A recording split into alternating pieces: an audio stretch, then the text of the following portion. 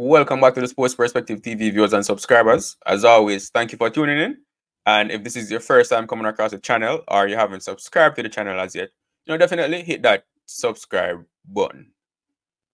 Now, coming into this World Cup, if you had told me that the West Indies would play 7 matches and Shamar Joseph and Hetmyer would not get a chance to play in any of those matches, or Shamar Joseph and Shimron Hetmyer would be benched for all 7 of those matches, I would have told you that you don't know anything about cricket or you don't know what you're talking about, right? But that's what happened in this World Cup. The West Indies are out now, and none of them got a chance to play any matches. So we're going to be discussing that in this video a bit, looking at, whether or not them not getting a chance to play, whether it's justified, looking at a few things, such as who replaced them, how did they perform, and was the team better not having them in the lineup, right? So with that being said, the question for you, the viewers and subscribers as well, what do you think? Should Hetmyer and Shamar Joseph have been given a chance to play in this World Cup? And if so, who should they have played over? And was the team better or worse not having them in the lineup? So those are the questions that I want you to answer in the comment section, viewers and subscribers. I will be sharing a few things in this video, and then giving you my thoughts on whether or not I think they should have been included as well, right? So let's start with Shimron Hetmyer, right? So Shimron Hetmyer, so leading up to the World Cup, the press conference when the squad was released, when Darren Sammy was asked about Shimron Hetmyer, he specifically stated that Shimron Hetmyer was picked to play a particular role in this team. And he stated that he was a lower order batter, lower or middle order batter, who he can add something to the batting in the back end of the innings, right? So and that was why he was picked. Because I know in the World Cup, even myself suggested that maybe Hetmyer could open the innings to give the team a left-hand, right-handed combination. But at the end of the day, going off what Darren Sammy said, that's not Hetmyer was not picked for that role, right? And they have been talking a lot about roles in the team and having players play their roles, right? So Hetmyer was not picked as a opener, and as such, I don't know if he was considered, right? But he was never played as an opener in the team, right? So when you look at the players that replaced Hetmyer or took Hetmyer's spot in the team, because so it was going into the World Cup, right? And it was either Hetmyer or Rutherford. That's always been the two that's fighting for that spot, that specific spot. And if you remember that warm-up match against Australia, both of them got an opportunity to bat. Rutherford was coming back from IPL, not playing any matches in the IPL. Hetmyer played in the IPL, right? And in that warm-up match against Australia, Rutherford scored 48 from 17, while Hetmyer, I forgot how much Hetmyer scored, but it wasn't. I think he ended up being not out, but it wasn't a lot of runs, right? And he did face a lot of balls. So that innings that Rutherford played against Australia gave him the edge over Hetmyer going into the World Cup, right? And then into the World Cup. So Rutherford, throughout the World Cup, he scored 121 runs from his 7 matches, right? In some of those matches, he didn't get an opportunity to bat, right? But in the matches that he did get an opportunity to bat, there were a few that he failed, right? So in the last match against South Africa, he didn't score. And I think the first match against Papua New Guinea, he only scored 2 runs. But he did score that match-winning 68 runs against New Zealand. And he also had a score of, I think it's 22 and 25, right? So he made good contributions in most of the matches throughout the World Cup, right? And off the back of that 68 that he made against New Zealand, I think that gave him favor with the coaching staff going forward. And then the 20s, the 22, 25, those innings as well, right, gave him the edge over Hetmyer. And I would say, personally, deservedly so. You have to reward a player for performance and not just based on name. And Rutherford over the at least the last year or so, he has been performing for the West Indies in that role, which Shimron Hetmyer normally plays. Hetmyer, on the other hand, when he has gotten the opportunity, he has not done as well as Rutherford, and that's just the truth. So personally, I think Hetmyer not non-inclusion, at least in place of Rutherford, is justified, right? Then when you look at who else could he have possibly replaced in the lineup, he could have replaced Roston Chase in the middle order. But Chase was performed well with the bat. So Chase only batted 3 times in this World Cup, and he scored 94 runs from his 3 innings. And we all know what Chase did with the ball, right? So Chase took 7 wickets in the World Cup, right? Very economical, took crucial wickets. So Chase's all-round performance in the World Cup was brilliant. So Hetmyer could not have gotten in the team over Chase based on that. And it was either Chase or Rutherford in that middle order that I would say would be replaced to bring in a Hetmyer, right? And both players performed well. So I would say that Hetmyer non-inclusion, while we know he's talented, I would say it's justified. It's justifiable that he was not included.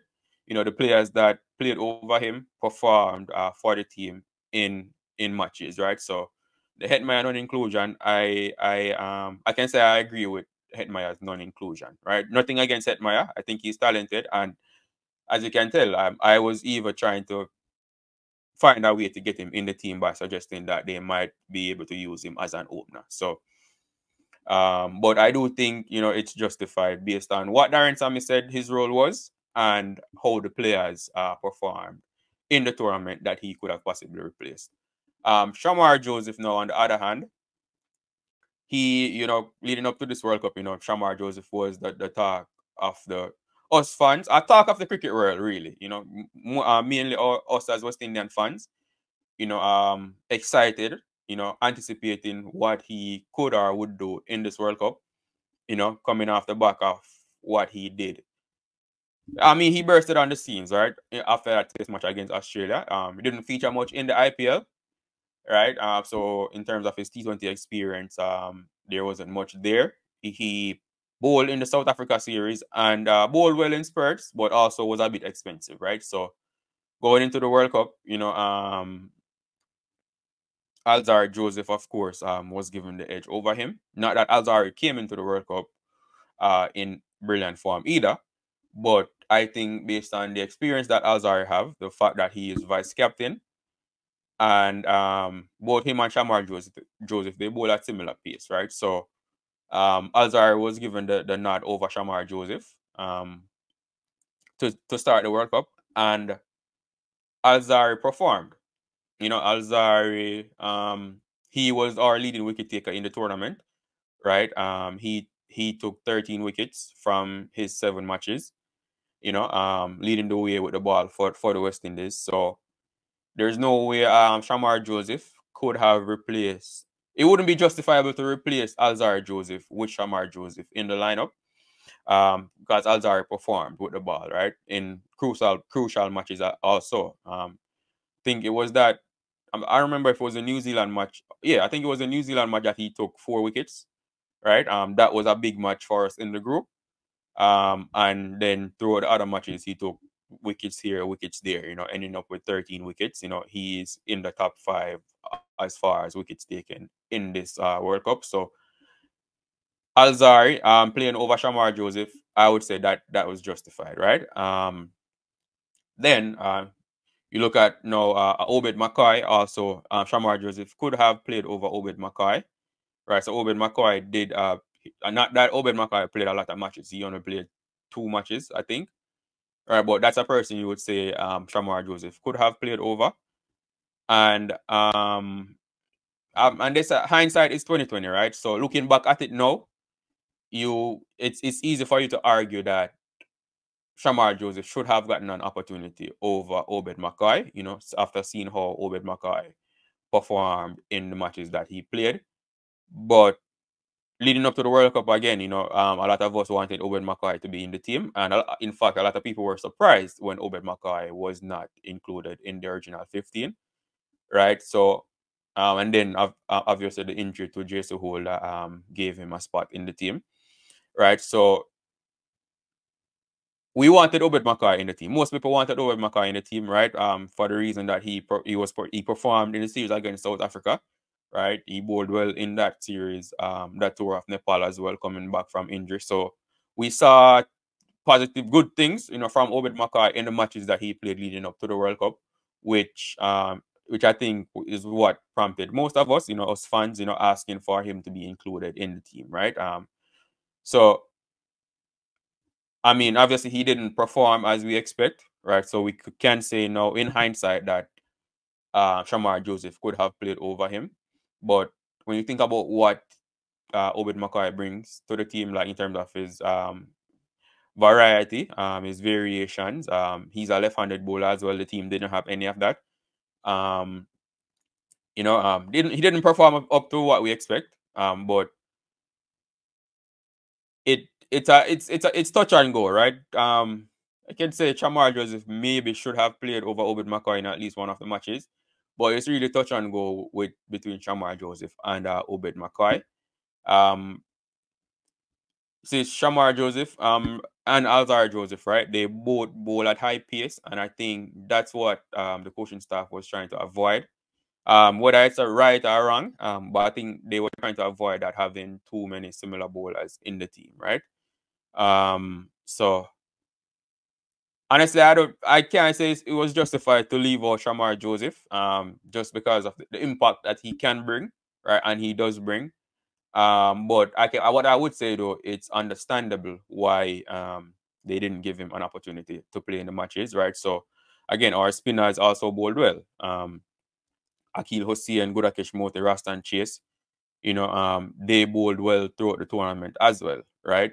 So because you could have argued that okay, maybe drop one of the spinners and play Shamar Joseph, but the spinners bowled well throughout the tournament. Apart from this last match against South Africa, where Akil Hossein and Gudakesh Motie went for a few runs, throughout the tournament, they were the ones taking crucial wickets for us, being economical for us, right? So until that last match, it would be hard to see them leaving out either Akil Hossein or Gudakesh Motie. And as I said earlier, Roston Chase's all-round ability and his all-round performance throughout the tournament, you couldn't leave him out as well, right? So it's a tough one with Shamar Joseph. I definitely would have wanted to see him get at least a match in the World Cup, but it's understandable why he was not included, right? But yeah, that's all I have for you in this video, viewers and subscribers. Definitely let me know your thoughts on this one. Was it right for both Hetmyer and Shamar Joseph to be benched for the entire World Cup? Who do you think they should have replaced? And was the team better without them? Right? Those are the questions that I wanted to answer.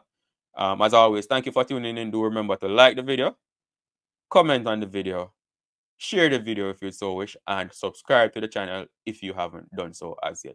Thank you, and I will see you in the next video.